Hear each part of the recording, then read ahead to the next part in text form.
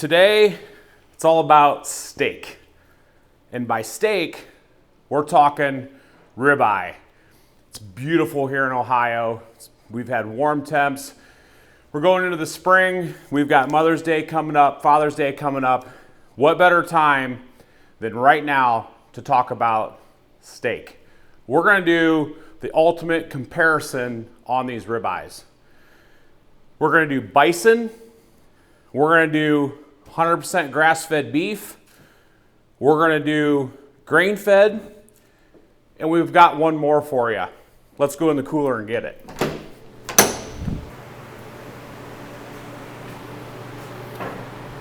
The piece de resistance, the American Wagyu,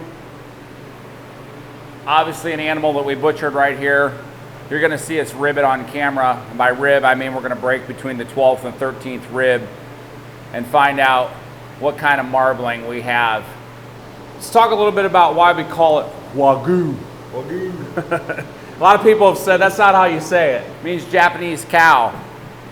The wa and yu sounds a little ridiculous to maybe give it that kind of pronunciation, but I think we're pretty darn close.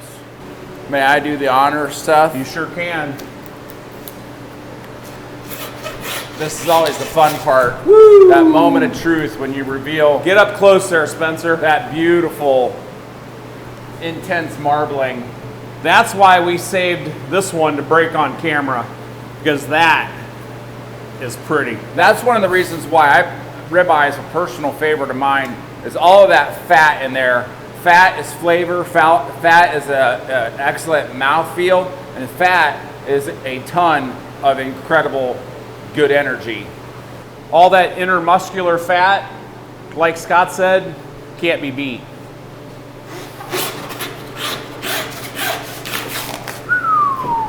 Beauties. Wow. Now comes the heavy lifting.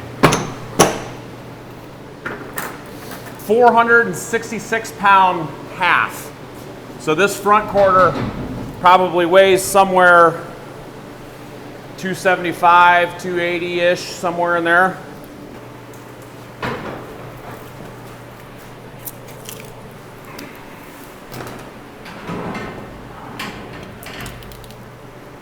Welcome to our gym.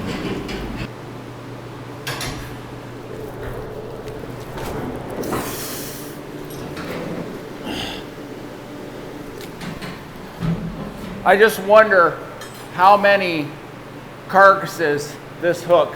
Get a look at that. It's not even welded. I think it's brazed. I have no idea. That thing's easily over 100 years old. Makes me wonder how many carcasses that puppy has jumped off that rail.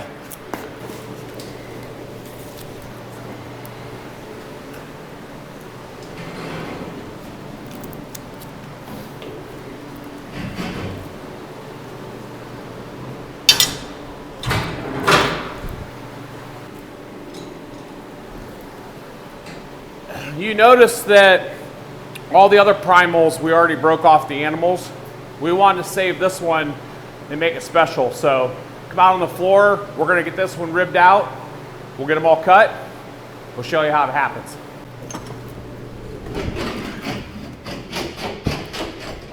So there we have it. Wagyu, bison, grass-fed, grain-fed. Come along for the ride. Should be fun.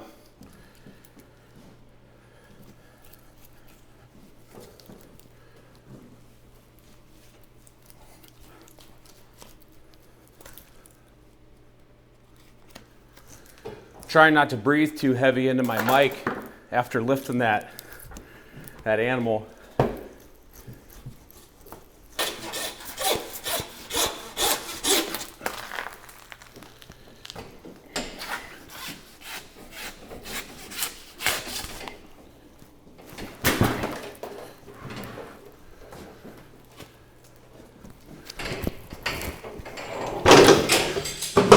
Let's get this ribbed out. We're gonna cut the plate off. We're gonna cut these ribs off, and then we'll pull out the rib section, and I'll show you how we're gonna break it down. And then we'll go through each primal and we'll break them down and then we'll cut them into steaks so you can see the difference on everything.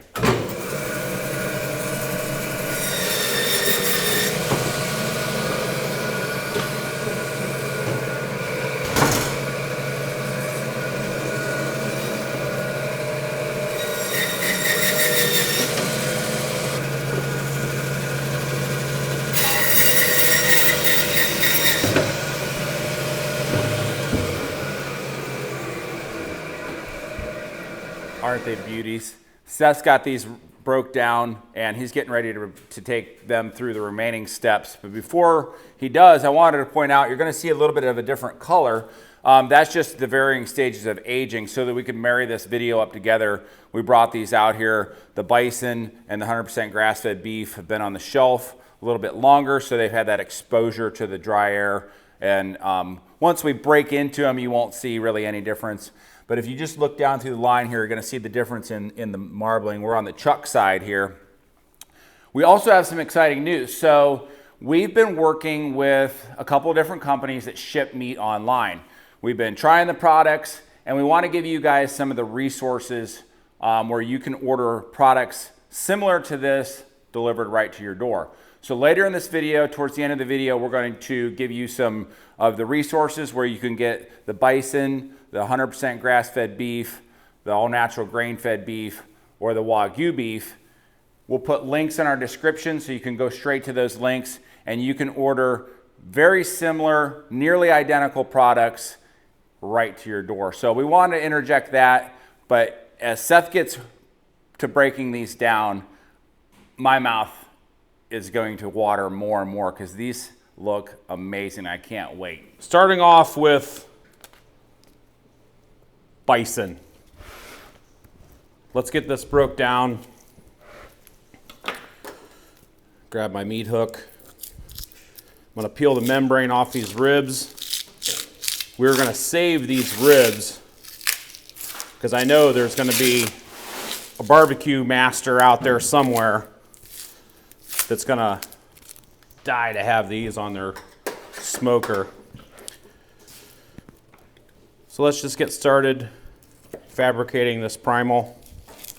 And you can see, we've talked about this in other videos, you can see that these feather bones here are a lot longer than the beef. We've talked about that with that hump on the bison.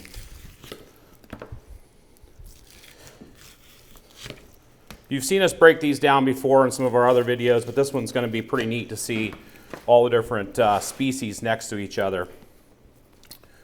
Now, if I was to leave this whole, this would just be a rib roast, but we're going to cut it into steaks today. Using my knife to find that natural seam, applying that downward pressure.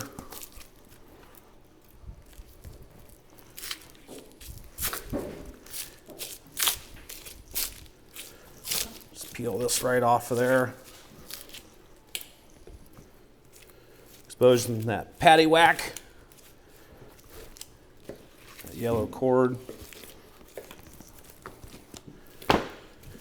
And I'll hand all these trimmings off to Scott over on the boning table and he'll trim them out for some ground products. What about Sean? Sean was MIA this morning because he was mixing up cheese in the back.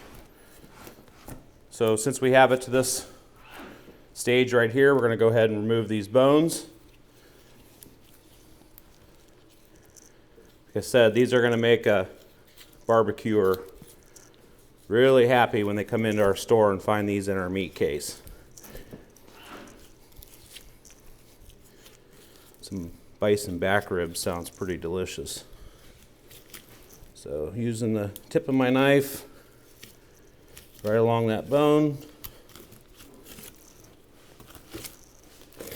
just like that.